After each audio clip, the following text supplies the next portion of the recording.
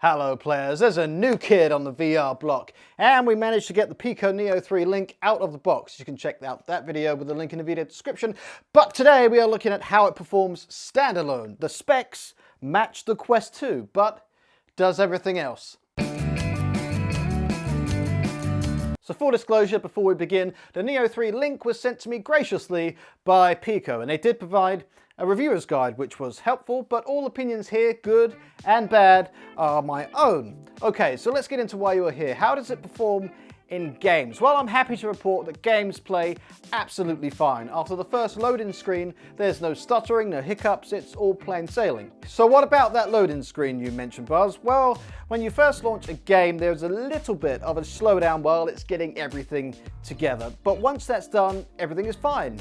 Now, the software, the OS and UI are all in beta, and they are firmly in beta, and we will get into that in a minute. But it means that any cosmetic things can easily be fixed in the future with firmware upgrades.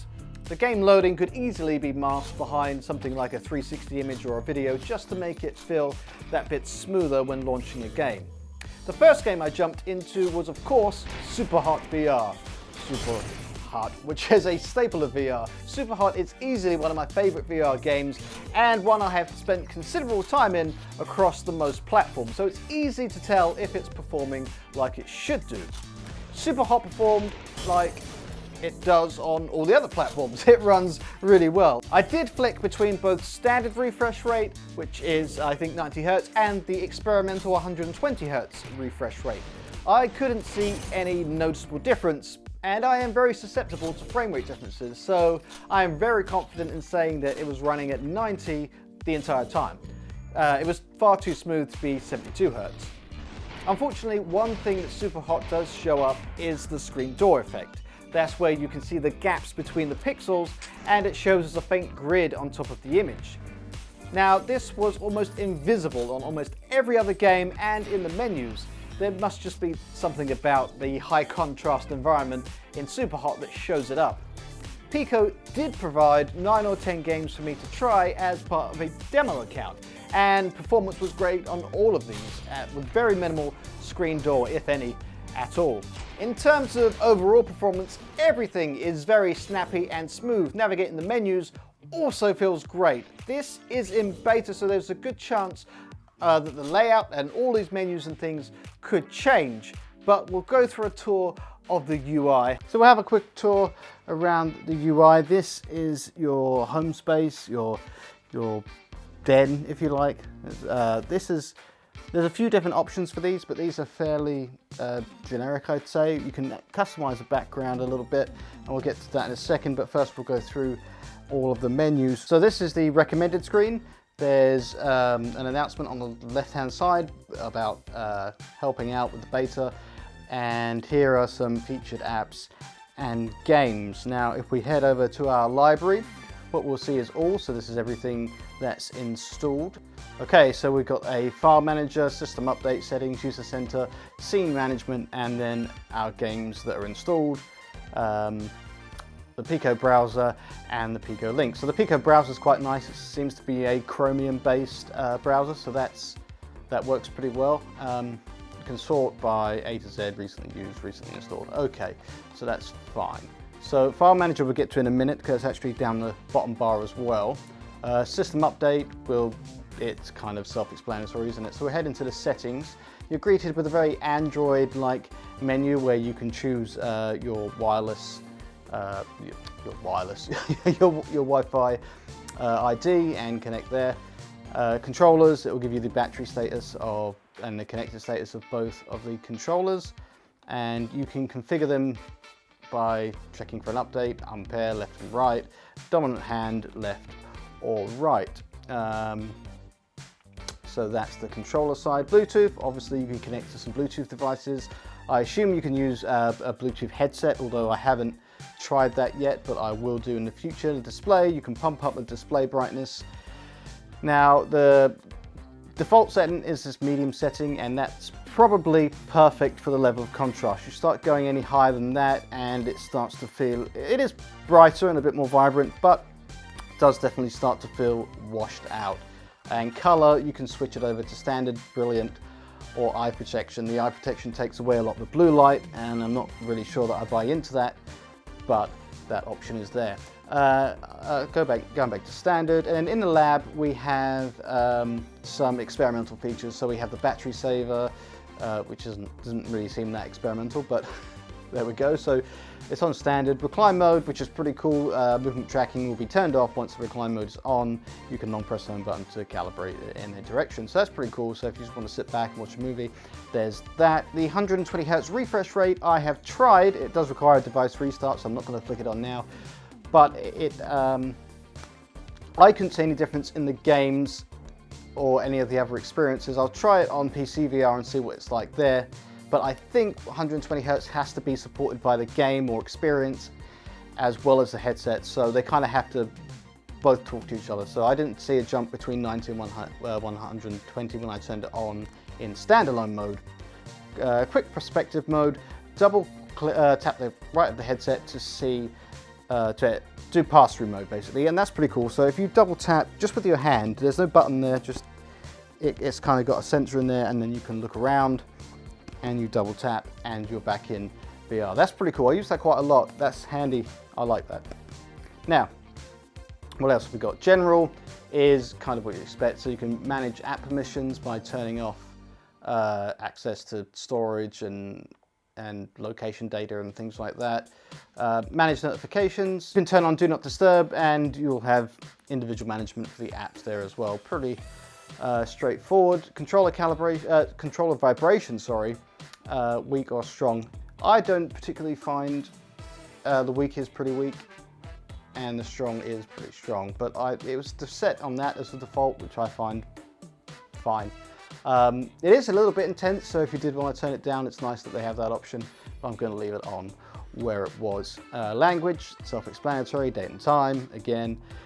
Shortcuts, so you can change the shortcuts by double pressing the home button on the left controller, right controller, and double press the home button on the headset. Now, these don't give you a lot of options at the moment other than take a screenshot or start and stop recording. Hopefully, in the future, because the software is still in beta, they will be expanded out, so you maybe be able to launch your favorite app or game or something by one of these shortcuts. But at the moment, they don't really do much else other than stop and start recording. So that's these buttons here, this Pico button. I'll point with it with the left controller. So you've got the Pico button, double tapping that on the left or right controller will start screen recording, which is actually very handy for beta and showing off the menus and games and things. I can't imagine it being too handy on the final release, so hopefully those shortcuts will be flushed out a bit more. Track movement, obviously turned on. That's kind of what you want in the VR headset. Tracking frequency, 60 or 50 Hertz or auto. This is based on your country's electrical system so that the light flicker doesn't interfere with the tracking sensors. If you are having problems with tracking, I've made a complete video about that. You can check that out, link in the video description below. Play boundary, again, this is the guardian system that we set up before. Tracking frequency, play boundary, contact us, email support, storage size remaining, privacy settings, so you can manage authorization within different apps and services. Scroll down again, it goes all the way back to the top. Whenever you go back, maybe that can be fixed going forward as well. Analytics, I've got switched on. They sent me the headset. This is in beta. Let's send them everything they need to make this the best it can be. You can send feedback. You can turn on logging, factory reset, about. More info, again, is just going to be a lot of terms and conditions and things like that. Okay, so the App Store we'll have a quick look at. Now, the App Store is okay. So there are some fairly good games in here. Ohshape is actually quite a lot of fun, and we'll get to that in a little bit when we demo the games. But yeah, so it's both okay and not enough. There's some good games on here. There's some good experiences you can jump right into. There's some fairly big ones like, as I said, Super Hot, and there's Angry Birds. Stride is pretty awesome. I've got that on Steam VR, so that's a pretty good game. And there's a couple of other good ones in here. Multi-Brush, of course, but there's still not enough. So Oh, and Racket NX, that's a lot of fun, that game. But yeah, it's still not enough. I mean, hardware like this lives and dies by its software. It's still in beta. Arizona Sunshine, another excellent game. Yeah, it's still in beta, but again, the store, we'd like to see more on the store, basically. Now, if we go over to File Manager, this is pretty cool. So this, as you can see, is all of my screen recordings, which I'm sure are fascinating to all of you watching at home. But it's the internal storage of the device, and you can separate it out: videos, images, and APKs.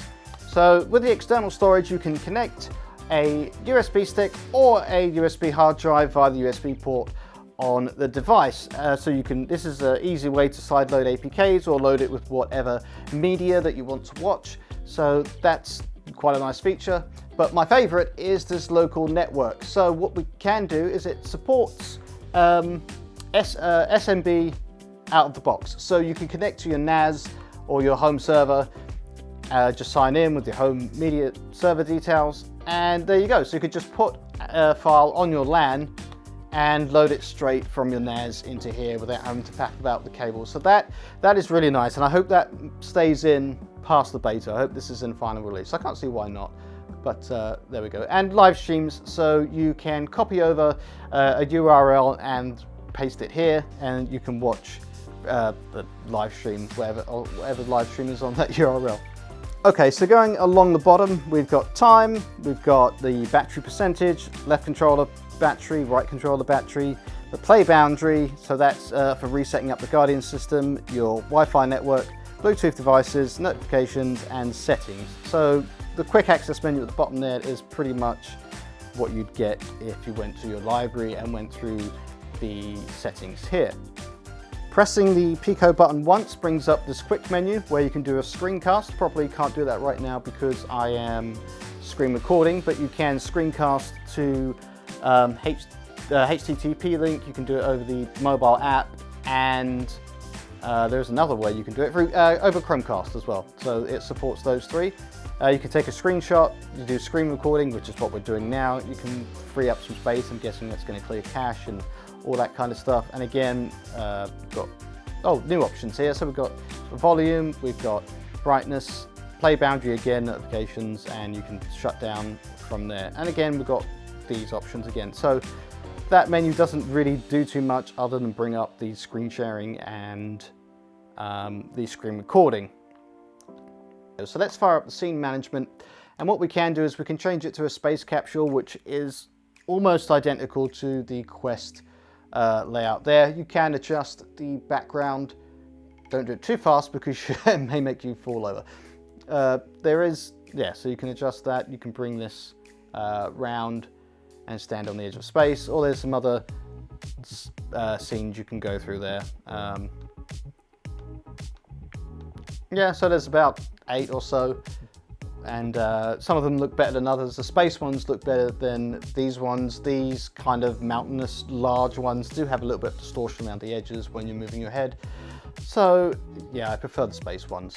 The mountain house, not a big fan of the mountain house, but again, this is similar to one of the Quest 2's kind of layout.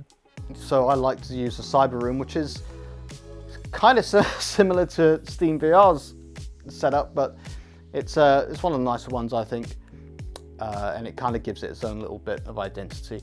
So yeah, that is the scene management. Okay, so this is what we have for the games. So I've probably already shown off Super Hot in some of the B-roll, so we'll go through some of the others. Some of them actually surprised me. This is a selection of 10 games that were supplied with the Pico demo account that they sent over for us to try. So a couple of my favorites are Smash Drums. Table tennis was good if you're good at table tennis, but I'm not, so that kind of got frustrating. Ohshape is actually a surprisingly fun game, kind of like Hole in the Wall if you've ever seen that, and Angry Birds, well, we all love Angry Birds. So let's go for Smash Drums. So this is a lot of fun. It's kind of Beat Saber with drums. But again, it's another Beat Saber clone. So one of the things I'm trying, it's really difficult to concentrate and play drums.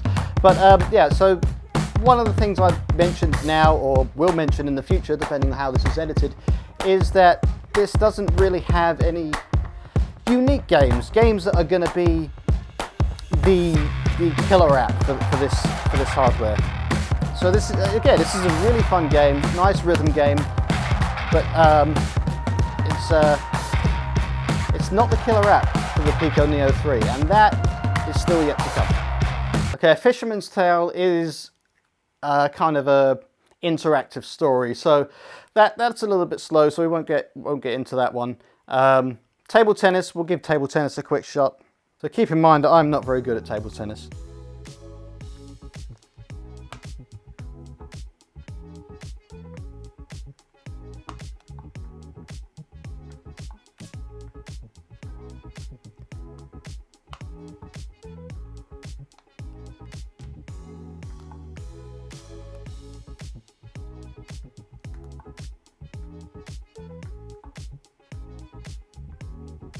Okay, I'm slightly better than I thought I was.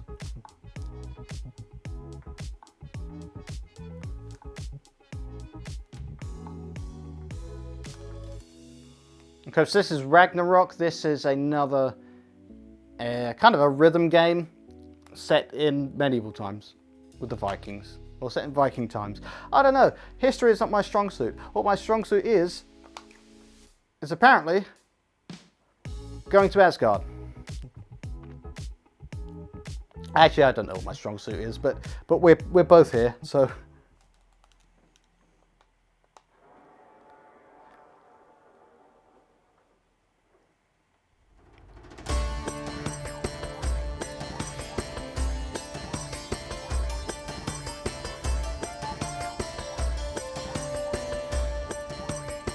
I don't quite understand the premise of this, other than it's a rhythm game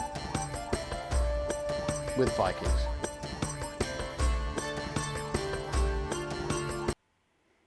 So this is Ohshape. This actually surprised me.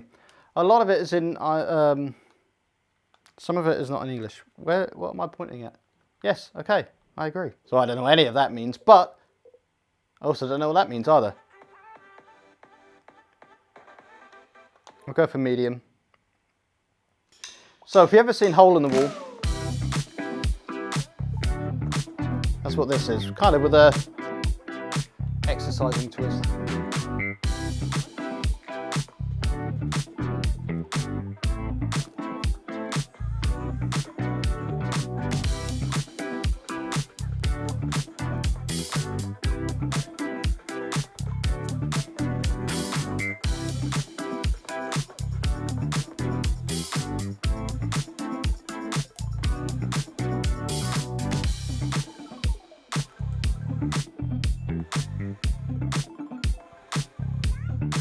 Okay, so have a quick look at Minigolf. Minigolf is pretty fun. The physics are quite nice. Where are we? Here we go. Start over because I was terrible.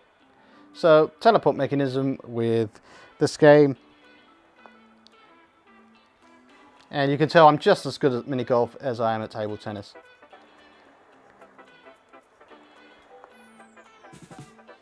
You know, I should really try out for those mobile lads where people can't do the puzzles. I think I'd be great at that.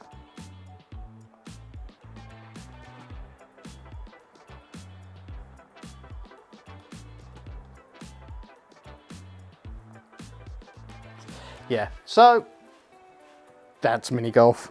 Okay, so I'll give you a quick look at puzzling places. Now, this isn't my kind of game, but for someone who enjoys this kind of game, I imagine it would be quite good. I don't know. So it's a puzzle game. It's a 3D puzzle game, basically. So you select the number of pieces. We'll start nice and easy with 25. I'm doing Le Mans in Marco. And basically, that was wrong. But you just grab these pieces and perhaps another piece. Not that one. That one looks like it might go there. And it does not. So yeah, you put the pieces together and you make a puzzle. And that's kind of it. I don't know what this does. Oh, whoa, that was close. You can go over there.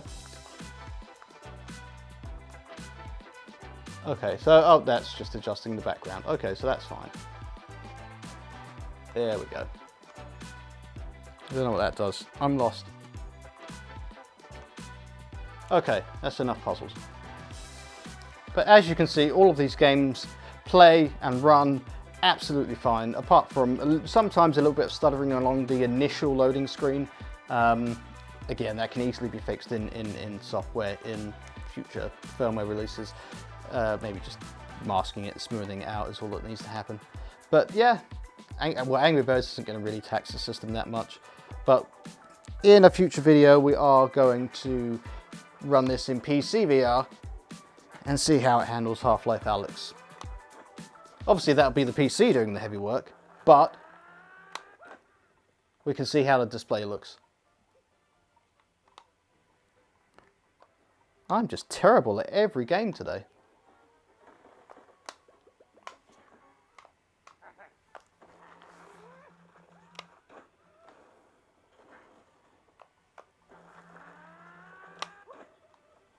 Really?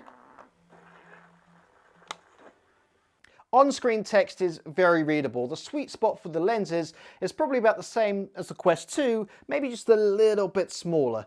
The sweet spot is where you put on the headset and adjust it so everything looks good, and any area outside of that is where it starts to look blurry or distorted is outside of the sweet spot.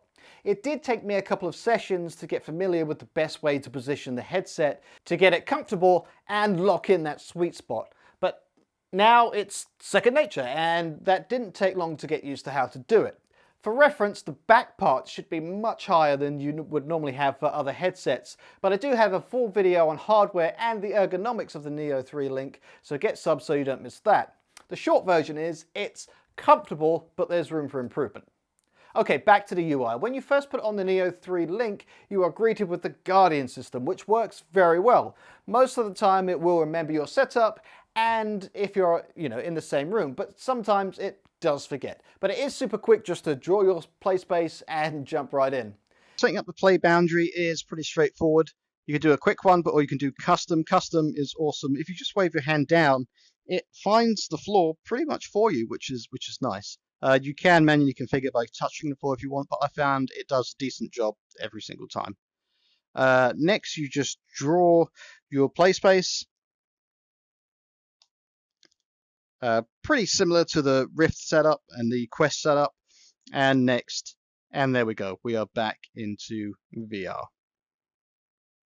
There is no onboarding experience. Something that I really loved about the Oculus products was the evolution of how it guides you through VR for your very first time, with the mini games, the tutorial, and finally, first contact robot. But the Neo 3 Link doesn't have any of that, so I really think it is needed for VR newbies, and I would love to see something like that similar here. Because after you've gone through the Guardian, it does feel very Android, and here is where you can tell that this is still very much in beta, because it does show. But that's also a positive, because it means there is a lot of scope and potential for the Neo 3 Link to steal the crown from Facebook. Let's talk about the software, how it is and how it could be improved. I already mentioned the loading screens, but I'm not a huge fan of the main UI, and honestly, it's like an early carbon copy of the Quest 2. Now, that's a good starting point, but I want it to feel unique. I want it to have some identity, some personality. It's very utilitarian, which makes sense for a beta and might be your thing, but I want some more flair. Woo! The system itself is very open, and you can sideload APKs just by copying them over the USB stick or something. And I really hope that they keep that level of openness going forward. One thing that I think is excellent is that it has support for SMB network attached storage out of the box, which is awesome. So you don't have to mess with a USB stick. You can just save an APK on your NAS and copy it over. Please, please keep this, Pico. Now, you can copy over Android APKs like Chrome and whatnot, but if you are thinking you can just transfer over some Quest 2 games, they just won't work. I tried. Well, you can copy them over and install them, but they just crash when you try to run them. You can screen share via a Chromecast, mobile app, or direct over LAN with an HTTP link. Please keep all of these. I did have some trouble with the sharing over HTTP and it only seemed to work when it felt like it, but hopefully that can be improved in the future. Screen recording is very nice. Just double tap this little button and it starts recording. Now this feels like a feature for the beta unit so we can show off what we're doing, but hopefully that will stay in for the final release. The audio was okay. The 3D spatial audio worked well. It didn't blow me away, but I was neither impressed nor disappointed, so it's good.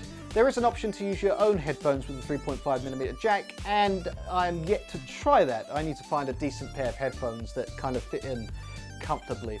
For me, there was absolutely no issues with tracking. If you're having any issues with VR tracking in general, I have an older video for that linked at the end of this video, so you can check that out if you need to.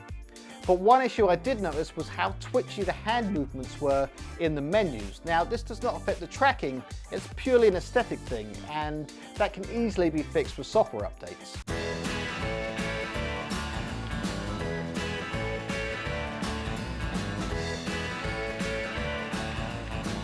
Now to me, it looks like it's just representing the raw tracking data, which is fine, but I would like it to be smoothed out so it doesn't look like I've had 9 Red Bulls when I've only had 7. The biggest issue with the Neo 3 is not the hardware or the OS being in beta for now, it's the lack of games and experience. The store is very empty, and I know that will improve over time, but hardware like this lives and dies by its software. Oculus fund their own games, which is fine, and Beat Saber is obviously the killer app for the Meta VR devices. But the Neo 3 does need something of its own, and it can't be another Beat Saber clone. I have put some questions to the Pico VR team asking them if there are any incentives for devs to bring their games over to the Neo 3, or if there are any dev tools to make this easier, and are there any plans to make mobile VR more open overall. I'll update you when I get a reply on those, but for now, while there are a few big titles which are fun to play, we need more, and we need better onboarding, and we need that killer app. But it really does sound like Pico are listening to the community and are trying to make the Neo 3 Link live up to its full potential. I really hope they succeed, because everything is fixable and I really want this to do well. We don't want the mobile VR space to be dominated by the lizard man, or any one company really. Would I buy it today as a standalone VR headset? Maybe. Everything works, but we definitely need more things to work with it. I have an upcoming video about how this performs with PC VR, which might just swing the vote, so get subbed so you don't miss that. In the comments, let me and Pico know what the killer app would be for you. Games, art tools, software, or none of the above. Sound off below. And until next time, keep playing and be excellent to each other. SexyTech is the late night tech talk show for grown-ups. Check it out with the link in the video description.